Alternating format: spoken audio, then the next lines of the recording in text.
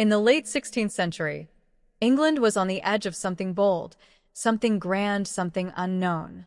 The year was 1587. The English crown had grown hungry for wealth, influence, and power beyond the European continent.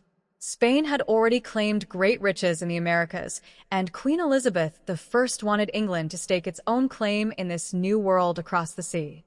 The man chosen to lead this vision was Sir Walter Raleigh, a court favorite and ambitious explorer. He didn't set foot in the New World himself, but with the Queen's blessing, he orchestrated one of the boldest colonization efforts in English history. His plan, to establish a permanent English colony on the remote island of Roanoke, off the coast of what is now North Carolina.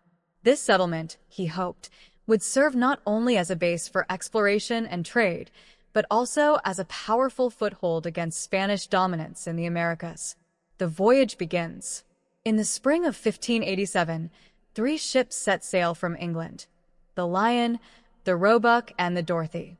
Aboard were 117 settlers, men, women, and children, braving the Atlantic Ocean for a chance at a new life. Leading them was John White, an artist and cartographer, newly appointed governor of the Roanoke colony. He was not just a leader, but a father and soon-to-be grandfather. His daughter, Eleanor Dare, was among the passengers, pregnant, hopeful, and ready to raise her family in this untamed world. For these colonists, the New World represented more than just land. It was a promise of freedom, of fortune, of purpose. But it was also a land of the unknown, dangerous, mysterious, and unforgiving. After weeks at sea, the settlers finally made landfall on Roanoke Island, part of the lands inhabited by the powerful Algonquian-speaking tribes.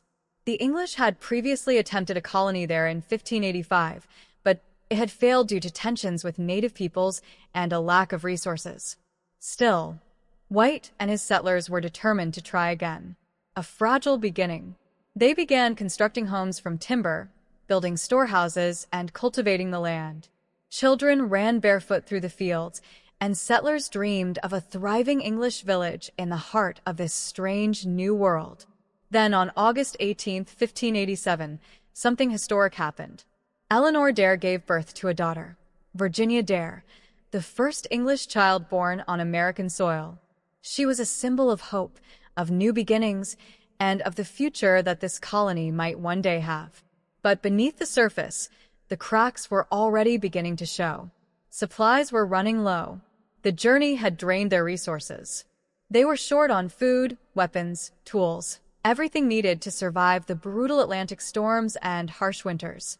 Worse still, their relationship with the nearby native tribes was tense, uncertain.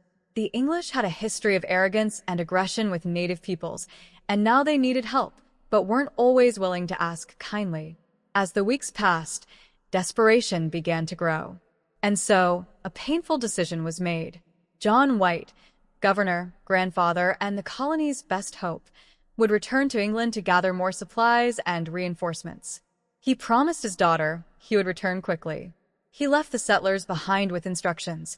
If they were forced to move, they should carve a sign into a tree, and if they were in danger, add a cross beside it.